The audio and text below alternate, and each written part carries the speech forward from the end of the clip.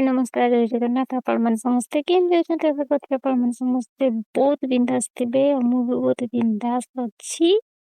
ଆଉ ମୁଁ ଏବେ ବୁଲୁଛି ଜଙ୍ଗଲରେ। ଜଙ୍ଗଲରେ ନୁହଁ, ଏଇଟା ହଉଛି ଆମ ଘର ପାଖ ହିଁ ଏରିଆଟା। କିନ୍ତୁ ପୁରା ଜଙ୍ଗଲ ଭଳିଆ ଲାଗୁଛି ହେଲା। ମାନେ ମୟୂରଭଞ୍ଜର ଜାଗା ସବୁ ଏଇଭଳିଆ ହିଁ। ଖାଲି ନଟା, ଗଛ, କାଜୁ ନଟା, ଶାଳ ଗଛ, ଏମିତି ଖାଲି ଗଛ। ଏଗୁଡା ସବୁ କଣ ଗଛ ମୁଁ ନିଜେ ବି ଜାଣିନି ହେଲା। ଏଗୁଡା କଣ ଗଛ ମୁଁ ନିଜେ ବି ଜାଣିନି। ଖାଲି ନଟା, ଚାରିଆଡେ ନଟା।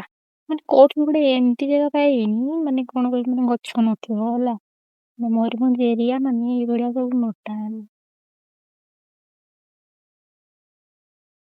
ଚାରିଆଡେ ଏଇଭଳିଆ ଖାଲି ଗଛ, ନଟା, ଖାଲି ପୋତି ହେଇକି ଅଛି।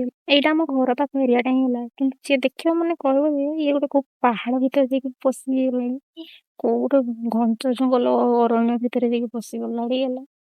ମୁଁ ଏଠି ବୁଲୁଛି ମାନେ ଗୋଟେ କଣ କହିବି ଗୋଟେ ପଶୁ ପକ୍ଷୀ ମାନେ ଏଇଭଳିଆ ଜାଗାରେ ବୁଲନ୍ତି ହେଲା। କିନ୍ତୁ ମୁଁ ଏଇଭଳିଆ ଜାଗାରେ ବୁଲୁଛି ଆଉ। ଏବେ ମୁଁ ପଳେଇ ଆସିଲି ଘରକୁ।